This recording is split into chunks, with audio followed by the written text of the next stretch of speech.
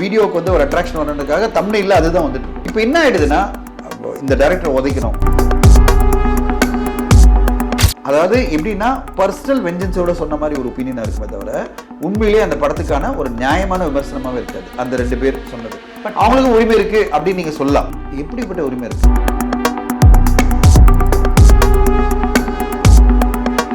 மக்கள் நம்புறாங்களா சார்? இப்போ நம்ம இந்த மாதிரி நீங்க சொல்றீங்க இல்லைங்களா, ஒரு 2% வந்து ஐ மீன் இப்போ ரீசெண்ட் டேஸா 2K கிட்ஸ் ஆல்மோஸ்ட் தியேட்டர்ல வந்து ஆகும். ஈவன் இப்போ தளபதி ரீரிலீசிங்லேயே பார்த்தீங்கன்னா அவர் ரிவ்யூக்கு பெரிய தாக்கம் இருக்கு. நீங்க யாரை பத்தி எல்லாம் சொல்றீங்களோ அவங்களுக்குலாம் பெரிய தாக்கம் இருக்கு.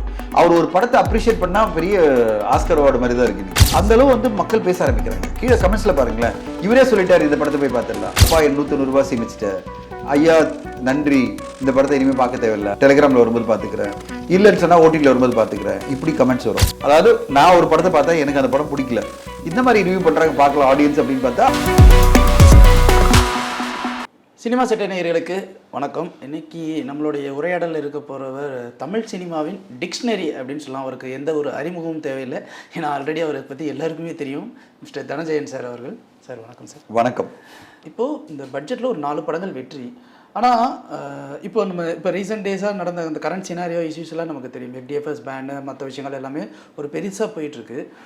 இப்போ ஒரு பெரிய படத்துக்கு வர ஹைப்பு கூட இப்போ சின்ன படத்துக்கு பெருசாக வரதில்லை. But at the same time FDFSல சம்டைம்ஸ் மவுத் டாக்கில் ஒரு சில படங்கள் வந்து நல்லா இருக்குது அப்படின்னு சொல்லும்போது அந்த படங்கள் வந்து கொஞ்சம் ரீச் கொடுக்கும். லைக் லப்பர் பந்து, மவுத் டாக் எனக்கு தெரிஞ்சு லப்பர் பந்து ஒன்று மட்டும் தான் இது வரைக்கும் நெகட்டிவ் ரிவ்யூ கொஞ்சம் கூட இல்லாமல். வாழைப்படம் வாழையும் அதே மாதிரி ப்ளூ ஸ்டார் படம். ஆனால் ப்ரொமோஷன்ஸ் இருந்துச்சு இல்லை சார்? வாழைக்கு ஒரு ப்ரொமோஷன் இருக்குது. லப்பர் பந்துக்கு அந்த அளவுக்கு இல்லை, ப்ளூ ஸ்டாருக்கும் அந்த அளவுக்கு இல்லை. பட் அது வந்து ரீச் வந்து பார்த்தீங்கன்னா ஹை எண்ட் ஆஃப் ரீச்சில் இருந்தது இல்லை. இப்போது இந்த ரீச்சுக்கு இப்போ இருக்கிற இந்த சர்க்கம்ஸ்டன்ஸஸ் சினாரியோவில் ஒரு பெரிய படங்கள் அடி வாங்குது அப்படிங்கும் போது அதில் வர பிரச்சனை வேறு. பட் இதனால ஒரு சின்ன படங்களும் தேவையில்லாமல் அடி வாங்காதா? இல்லை, நான் வந்து ஓப்பனாக சொல்லிடுறேன், நம்ம வந்து பப்ளிக் ரிவ்யூஸ்க்கோ எதிரியே கிடையாது. நான் பர்சனலாக எதிரியும் கிடையாது. அது மூலமாக நிறைய படங்கள் எனக்கே வெற்றி கொடுத்துருக்கு. ஓகேங்களா? அதனால் வந்து அதை இக்னோர் பண்ணிட்டுலாம் இங்கே சினிமா பண்ண முடியாது. பப்ளிக் ரிவ்யூ இல்லாமல் ரிவ்யூவர்ஸ் இல்லாமல் நீங்கள் வந்து படத்தை பண்ண முடியாது.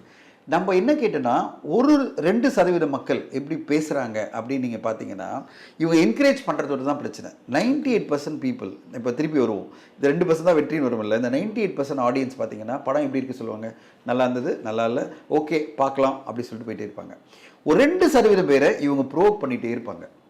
ஓகே, நீங்கள் பாருங்களேன், பப்ளிக் ரிவ்யூன்ற வீடியோவில் எடுத்து பாருங்களேன், ஒரு 2% பேர் அனலைஸ் பண்ண ஆரம்பித்து அடிப்பேன் உதப்பேன் அப்படின்னு பேச ஆரம்பிப்பாங்க. அந்த 2% இந்த 98% மக்களோட ஒப்பீனியனோட அவங்க வந்து எப்படி விடுவாங்கன்னா அதை மட்டும் ஹைலைட் பண்ணியே விட்டுட்டு இருப்பாங்க. இப்போது ஹைலைட் ஆஃப் அதாவது நீங்கள் என்ன சொல்கிறது, தம்ப்நெயில் என்ன வரும், அவங்களுக்கு வியூஸ் வரணும், அந்த வீடியோக்கு வந்து ஒரு அட்ராக்ஷன் வரணுன்றதுக்காக தம்ப்நெயில்ல அதுதான் வந்துட்டு இருக்கும். ஆமாம் ஆமாம். இப்போ என்ன ஆயிடுதுன்னா இந்த டைரக்டர் உதைக்கணும், இதுதான் தம்ப்நெயில்.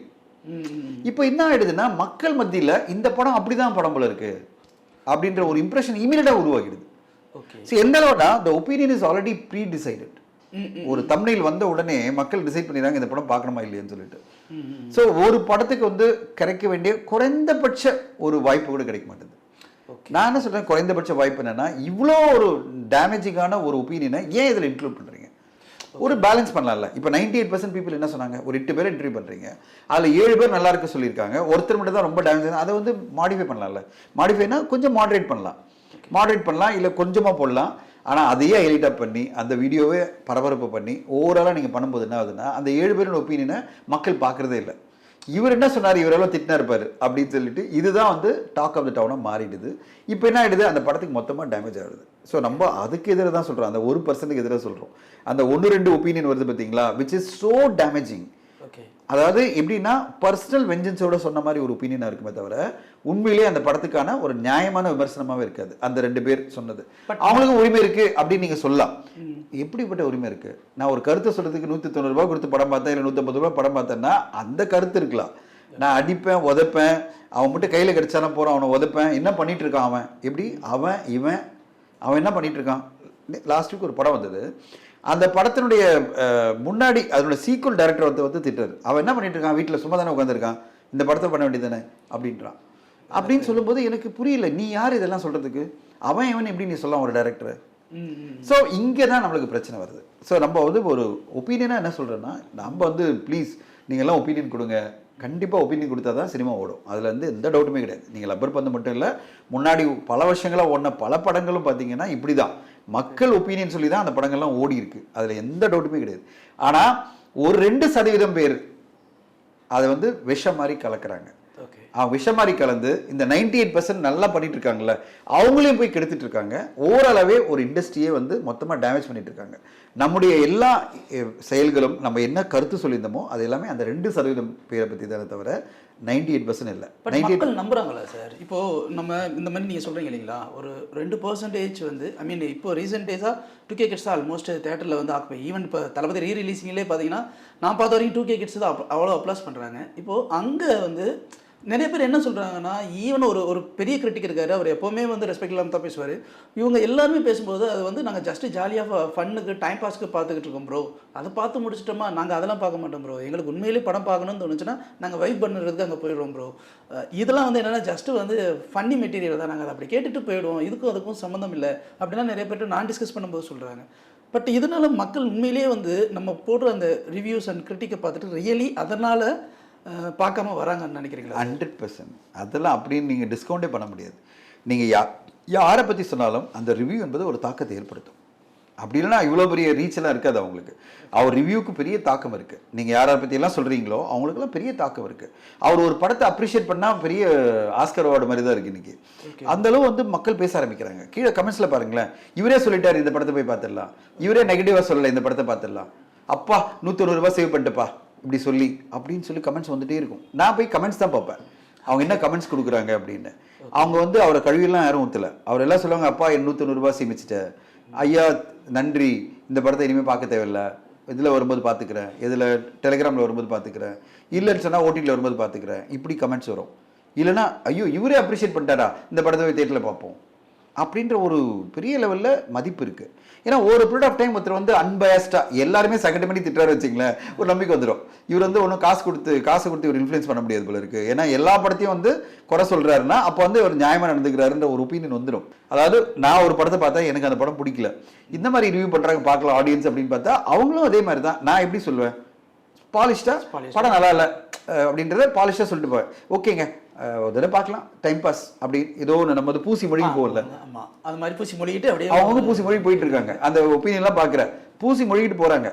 நான் நினச்சேன் பரவாயில்ல, மக்கள் வந்து ஓரளவு நம்முடைய பெயினை புரிஞ்சுக்கிட்டாங்க, நம்ம ஆடியன்ஸ் வந்து நம்முடைய பெயினை புரிஞ்சுக்கிட்டாங்க. பெயின்னா என்னோட பெயின் கிடையாது, தயாரிப்பாளருடைய பெயினை புரிஞ்சுக்கிட்டாங்க. அவர் ரொம்ப காயப்படுத்துவாங்க, அவர் ஏற்கனவே நொந்து போயிருப்பாரு. ஏன்னா இந்த படம் ஓடாதுன்னு அவருக்கும் ஓரளவு வந்துட்டு இருக்கும் மனசில். இப்போ இது ஓடுமா ஓடாதான்ற ஒரு எஃபர்ட்டில் படத்தை கொண்டு வராங்க. இந்த படத்தை நம்ம இன்னும் போய் பயங்கரமாக தாக்கி அவரை காயப்படுத்துவானா, படம் ஓகேங்க ஓகே டைம் பாஸ் அவ்வளோதான், 3 நாள் தான் அந்த படம் தாங்கும், 4வது நாள் ஆடியன்ஸ் உள்ளே வர மாட்டாங்க.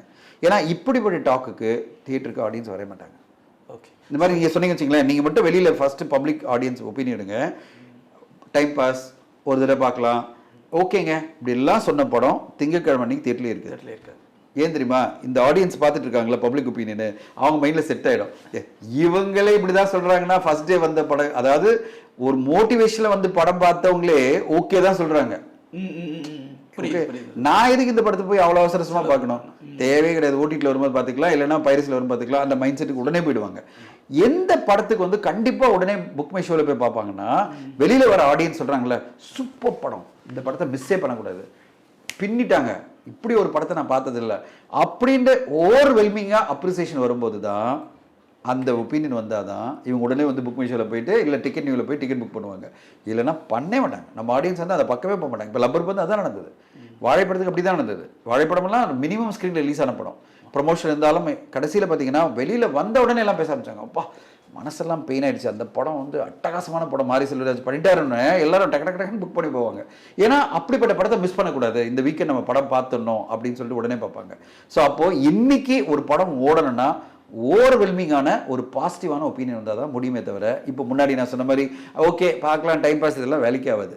பட் இந்த இப்போ நீங்கள் சொன்னீங்களே சார், இந்த பாசிட்டிவ் ஒரு ஓவர்வெல்மிங் எதுவுமே வேணும் அப்படின்னு. பட் சம்மரில் ஒரு சில படங்கள் பெய்டு ப்ரொமோஷன்ஸ் அப்படின்னு சொல்லிட்டு ப்ரொடக்ஷன் சைடில் இருந்துமே சிலர் உள்ளே போயிட்டு எப்படியே ஃபர்ஸ்ட்லேயே வந்துட்டு ஒரு பெய்டு ப்ரொமோஷன்ஸாக சில விஷயங்களும் அண்ட் ஈவன் ரிவ்யூவர் சைட்லுமே ஒரு விஷயங்கள் வந்து நம்ம கேள்விப்படுறோம், எல்லா இடங்களையுமே அதை கேள்விப்படுறோம்.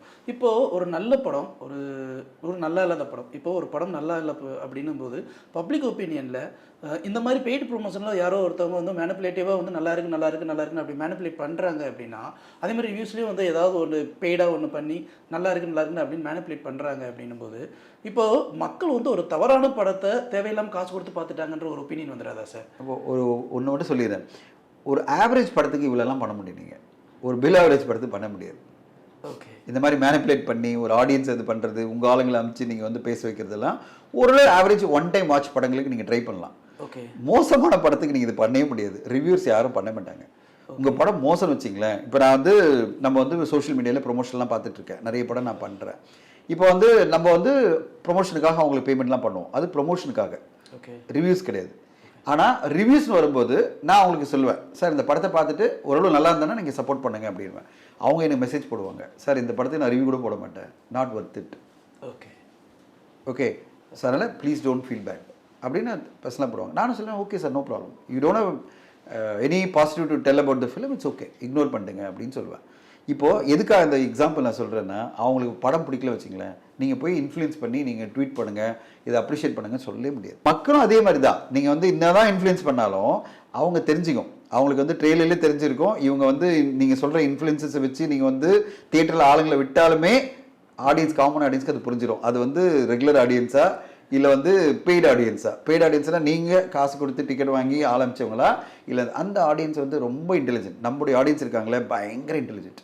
ரெண்டாவது, நான் வந்து ஒரு விஷயத்தை நான் வந்து ரொம்ப நாளாக பார்த்துட்டு இருக்கேன், ஒரு விஷயம் எனக்கு ரொம்ப சர்ப்ரைஸ்னா, அவன் ட்ரெயிலர்லேயே முடிவு பண்ணுறாங்க இந்த படத்தை பார்க்கணுமா இல்லையா.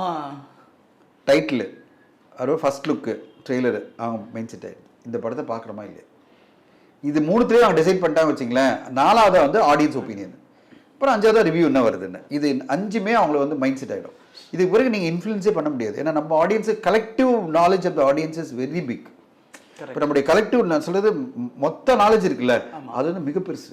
அவங்கள நீங்கள் இன்ஃப்ளூயன்ஸே பண்ண முடியாது, அவங்க அவ்வளோ தொலைவு வந்து நாலேஜ் வச்சுருப்பாங்க. ஒன்றுமே நீங்கள் பண்ண முடியாது, அவங்களெல்லாம் வந்து ஏமாற்ற முடியாது. அவங்களெல்லாம் தெரியும், ட்ரெயிலர்லேயே டிசைட் பண்ணிட்டு இந்த படத்தை பார்க்கக்கூடாதுன்னு இருப்பாங்க. நான் பார்ப்பேனே, ஓப்பனிங் வரல வச்சிங்களேன் சில படங்களுக்கு, நான் அப்படி சொன்னேன், இதுக்குள்ளே எப்படா ஜட்ஜ் பண்ணிட்டாங்க அப்படின்னு இருக்கும். இல்லை சார், நான் அதுதான் கேட்குறேன். இப்போ இந்த க்ரைட்டீரியாஸ்லாம் நம்ம வைக்கிறோம், இப்போ டீசரே நம்ம போடுற அளவுக்கு வந்தாச்சு. ஒரு போஸ்டர் ஒன்று ரிலீஸ் பண்ணாலும் சரி, ஒரு பட பூஜை இருந்தாலும் இந்த அளவுக்கு நம்ம அப்டேட் கொடுக்குறோம். ஜஸ்ட் ஒரு போஸ்டர் போட்டாலுமே இது இந்த படத்துல இருந்து இதுலேருந்து இன்ஃப்ளூயன்ஸ். அதான் சொல்கிறேன், ஆடியன்ஸ் வந்து கிளியராக டிசைட் பண்ணுவாங்க, போஸ்டர்லேருந்து டிசைட் பண்ணுவாங்க, டீசர்லேருந்து டிசைட் பண்ணுவாங்க இது ஒர்த்தி படமா இல்லையா.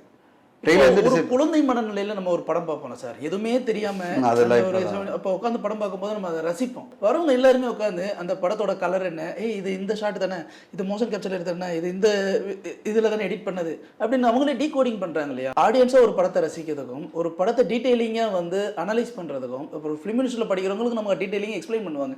இப்போ இவங்களே ஆடியன்ஸே வந்து அந்த மாதிரி பண்ணுறாங்க இல்லைங்களா. இது சினிமாவுக்கு வந்து ஒரு growth கொடுக்கும். 100%. சி நீங்கள் வந்து சினிமா வளர்ந்துட்டே இருக்குது. எப்படின்னா 2019 வரையும் ஆடியன்ஸ் வேறு, 2019 பிறகு ஆடியன்ஸ் வேறு. 2019 என்ன ஆச்சுன்னா லாக்டவுன் வந்த பிறகு எல்லா மொழி படங்களும் ஆடியன்ஸ் பார்க்க ஆரம்பித்த பிறகு அவங்க நாலேஜ் லெவல் பெருசாகிடுச்சு. இன்றைக்கி ஒன்றுமே இல்லை, நான் நிறைய பேரை கேட்சப் பண்ண ட்ரை பண்ணுறேன். அவங்க போடுவாங்க, இந்த படத்தை கொரியனில் பார்த்தேன், இந்த படத்தை சைனீஸில் பார்த்தேன், இந்த படத்தை வந்து ஸ்பானிஷில் பார்த்தேன், இந்த படம் சூப்பர் டூப்பர் படம் போடும்போது எந்த லாங்குவேஜ் ரெடி எங்கடா பார்த்தாங்க இவங்க அப்படின்னு. ஸோ நம்ம அவங்களால கேட்சப்பே பண்ண முடியாது. இன்றைக்கி இருக்கிற ஆடியன்ஸ் பார்த்தீங்கன்னா 90% ஆடியன்ஸ் ஆர் வெரி அட்வான்ஸ்ட், அவங்களோட நாலேஜ் லெவல் பெருசு. அப்படி இருக்கும்போது நீங்கள் ஒரு ஃபர்ஸ்ட் லுக் போஸ்ட் விடும்போதே கேர்ஃபுல்லாக விடணும். எந்த படத்தில் வந்தது, இன்டர்நேஷ்னல் படத்தில் ஏதாவது ஒரு இன்டர்நேஷ்னல் படத்தில் வந்திருக்கும், நம்மளை கவனிக்க மாட்டாங்கன்னு நினச்சிங்கன்னா ரொம்ப பெரிய மிஸ்டேக் பண்ணுறீங்க. ஏன்னா அவங்க உடனே நெட்லேருந்து எடுத்து பக்கத்துலேயே போட்டு உங்களை காலி பண்ணிடுவாங்க. அதான் சார், இப்போது ஒரு ஸ்கிரிப்ட் ரைட்டராக சார், நானே ஒரு ஸ்கிரிப்ட் ரைட்டராக எழுதும்போது எனக்கு வந்து நம்ம நிறைய படங்கள் பார்க்குறோம், அதை எங்கேயுமே நம்மளோட இம்பாக்ட் பண்ணிடக்கூடாது, இன்ஃப்ளூயன்ஸ் பண்ணிடக்கூடாதுனால பார்த்து நம்ம எழுதுகிறோம். பட் இப்போ இருக்கிற இந்த சினாரியோவில் ஒரு ஸ்கிரிப்ட் ரைட்டர்ஸ் அப்படிங்கிற ஒரு கேட்டகரி இப்போ குறைஞ்சிருச்சு. டேரக்டர் கம் ரைட்டர் அப்போ அந்த ஒரு ஆஸ்பெக்டில் தான் நம்ம போயிட்டுருக்கோம். இப்போது ஸ்கிரிப்ட் ரைட்டர்ஸ்க்கு இது ஒரு பெரிய டிஃபிகல்ட்டான ஒரு சேலஞ்சான ஒரு டைமிங். ஆமாம், இதை தாண்டி ப்ரொடக்ஷன் அதோட ஒரு பெரிய சேலஞ்சிங்கான ஒரு டைம். இப்போ நீங்கள் இதில் எப்படி சார் உங்கள் ஸ்கிரிப்டை சூஸ் பண்ணுறீங்க? இல்லை, இப்போ வந்து பார்த்தீங்கன்னா நான் வந்து இந்த ஸ்கிரிப்டுக்கு நாங்கள் ஆரம்பிச்சு 2 வருஷம் ஆகுது. இப்போ 1.5 years ஆச்சு, இப்போ 2 years ஆகுது. இந்த பிப்ரவரி வந்தால் நீங்கள் நம்ப மாட்டீங்க, 2% ஸ்கிரிப்ட் கூட நல்லா இல்லை. நான் சொன்ன மாதிரி தான். ஓகே, மீதி எல்லாமே பார்த்தீங்கன்னா average, below average scripts. Okay okay. காரணம் என்னன்னா அவங்க எல்லாருமே அவங்க பாயிண்ட் ஆஃப் வியூல கிரேட் ஸ்கிரிப்ட்னு நினைக்கிறாங்க. நிறைய பேர் எங்கிட்ட ஆர்கியூ பண்ணுவாங்க, நான் ரொம்ப கிரேட்டான ஒரு ஸ்கிரிப்ட் பண்ணியிருக்கேன். இப்போ ஒருத்தர் மெசேஜ் பண்ணியிருந்தார், I got a fantastic script. நான் அவருக்கு சொல்லுவேன், சார் நீங்கள் சொல்லாதீங்க சார், நாங்கள் சொல்ல சார் அப்படின்னு. சார் நீங்களே உங்கள் ஸ்கிரிப்டை வந்து ஃபேண்டாஸ்டிக் சொல்லாதீங்க, நாங்கள் கேட்டு சொல்கிறோம் அப்படின்னு. என்ன காரணம்னா எல்லாருமே நம்புறது வந்து நான் ஒரு அற்புதமான ஸ்கிரிப்ட் பண்ணியிருக்கேன் நம்ம நினைக்கிறாங்க. ஆனால் அவங்க எல்லாம் மிஸ் பண்ணுறதே என்னென்னா ஒரு ஸ்கிரிப்டுக்கு தேவைப்படுற அடிப்படை விஷயங்களே பலது மிஸ் ஆகிருக்கும். இப்போ நம்ம வந்து ப்ளூ சட்டை மாறன் அவர்களே எடுத்துக்கலாமே, அவர் பல ரிவ்யூவில் என்ன சொல்லியிருப்பாரு, ஒரு நல்ல ஸ்ட்ராங்கான திரைக்கதைக்கு ஒரு ஸ்ட்ராங்கான ஆன்டகனிஸ்ட் வேணும் அப்படின்னு சொல்லுவார். ஆமாம், அது வந்து அடிப்படை ஸ்க்ரீன் பிளேயுடைய நாம். அது பல ஸ்கிரிப்ட் எங்கிட்ட வரும்போது ஆன்டகனிஸ்டே கிளியராக இருக்குது. நான் அவங்களுக்கு தான் சொல்லுவேன், ஏங்க ப்ளூ சட்டை மாறன் சார் இவ்வளோ சொல்கிறாரு, ஏங்க அதை கூட கேட்க மாட்டேன்றீங்க அப்படின்னு சொல்லுவேன். அதாவது நான் சொன்னதான் எடுத்துக்க மாட்டேன், அட்லீஸ்ட் அவர் சொன்னாதான் எடுத்துக்கோ அப்படின்னு நான் சொல்லுவேன். அவர் எவ்வளோ சொல்லியிருக்காரு, ஒரு ஆன்டகனிஸ்ட் ஸ்ட்ராங்காக இருந்தால் தான் ஒரு கதை நல்லாயிருக்கும், ஹீரோ கதை நல்லாயிருக்கும் சொல்கிறாருல, ஏன் வந்து நீங்கள் கிரியேட் பண்ணலன்னா இந்த கதைக்கு தேவைப்படலன்னு. இப்போ எங்கிட்ட ரைட்டர் உட்காந்துட்டு நான் சொல்லுவேன், சார் ஆன்டகனிஸ்ட் இல்லைன்னா த பவர் ஆஃப் ஆன்டகனிசமே கிடையாது கதையில். அதாவது ஆப்போசிஷனே இல்லை. கதை வந்து அவனுடைய சொந்த பிரச்சனையே போயிட்டு இருக்கு. சொந்த பிரச்சனை எவ்வளோ 2 மணி நேரம் இப்படி உட்காந்து பார்த்துட்டு இருக்க முடியும்? பாட்ஷா தனி ஒரு மாதிரியான படங்களை கொண்டாடுறது காரணமே வலுவான எதிரி இருக்கிறது தானே. அது ஏன் அவர் சொல்றாருன்னா அந்த மாதிரி படங்களை அவர் பிடிச்சிருக்குன்னு சொல்றாரு. அதனால நீ அதை கிரியேட் பண்ணுங்க, இல்லைன்னா இந்த கதையெல்லாம் வந்து சொந்த பிரச்சனையே நான் உட்காந்து 2 மணி நேரம் பார்த்துட்டு இருக்க முடியாது அப்படின்னு சொல்லுவேன். சில படங்கள் எக்ஸப்ஷனாக இருக்கும், சொந்த பிரச்சனையே வச்சுட்டு நீங்கள் வந்து ஒரு நல்ல இன்ட்ரெஸ்டிங்கான கதை பண்ணிடலாம். ஆனால் எல்லா படமும் அப்படி பண்ண முடியாது. 99% படங்கள் நம்மளுக்கு வந்து ஒரு ஆன்டகனிசம் தேவைப்படுது. அதாவது இட் கேன் பி ஆன்டகனிசம்னா வில்லன் கிடையாது, even wife can be villain, it can be father can be villain. ஏதாவது ஒரு ஆன்டகனிசம் ஃபோர்ஸ் ஒன்று இருக்கணும். அந்த ஃபோர்ஸ் ரொம்ப ஸ்ட்ராங்காக இருந்தால் தான் நம்மளுக்கு வந்து ஒரு கான்ஃப்ளிக்ட் இருக்கும். கான்ஃப்ளிக்ட் இல்லாமல் ஒரு கதையை கிரியேட் பண்ண முடியாது. ஏன்னா கான்ஃப்ளிக்ட் தான் ட்ராமா அப்படின்னு நாங்கள் சொல்லும்போது அவங்க சொல்லுவாங்க, இல்லை சார் எனக்கு இப்படி ஒரு ஸ்லைஸ் ஆஃப் லைஃப் படம் கொடுக்கணும்னு ஆசை எனக்குன்னு. அது நீங்கள் போய் பாருங்கள், வேறு ப்ரொடக்ஷனில் போய் ட்ரை பண்ணுங்கள், வேறு கதையில் போய் ட்ரை பண்ணுங்கள். எங்களுக்கு இந்த கதை செட் ஆகலை. ஏன்னா ஸ்லைஸ் ஆஃப் லைஃப் இதெல்லாம் வந்து லிமிட்டட் அப்பீல் தான் இங்கே இருக்குது. ஓகே, வாழ்க்கையிலேருந்து எடுக்கப்பட்ட சின்ன பகுதியெல்லாம் நான் ஒரு படமாக கொடுக்க போகிறேன், ஒரு சின்ன கான்ஃப்ளிக்ட் இல்லாமல் ஒரு கதை கொடுக்க போகிறேன்னு சொன்னால் நான் சொன்னேன், இது எப்படி இப்போ கனெக்ட் ஆகும் தெரியல. இந்த ஆடியன்ஸ் வந்து எவ்வளோ எவால்வ் ஆகிட்டாங்க. நான் சொன்ன மாதிரி இந்த 4 வருஷத்தில் ஓடிடியில் இவ்வளோ படங்கள் பார்த்துட்டு அவ்வளோ எவால்வ் ஆகிருக்கிற ஆடியன்ஸை நான் எப்படி மீட் பண்ண போகிறேன்? I need path breaking story. ஐ நீட் a story which is very very very path breaking. Every story should be like wow. அப்படி இல்லைன்னா இந்த கதை எடுக்கிறது நம்மளுக்கு வேஸ்ட்டு அப்படின்னு நான் சொல்லுவேன். ஓகே, நான் முதலே சொன்ன மாதிரி தான், ஒரு 200 திரைப்படங்கள் வந்திருக்குன்னா நான் சொல்ல சிறு பட்ஜெட்டில் மீடியம் பட்ஜெட்டில் 2% தான் ஜெயிச்சிருக்குன்னா அப்போ ஞாபகம் வச்சுங்க, நம்ம இதில் 2% தான் சிறப்பான கதைகள் வருது. ரொம்ப ரொம்ப தேங்க்ஸ் சார். இவ்வளோ நேரம் ஸ்பெண்ட் பண்ணி நிறைய விஷயங்கள் டீட்டெயிலிங்காக கொடுத்ததுக்கு ரொம்ப ரொம்ப தேங்க்ஸ் சார். தேங்க்யூ.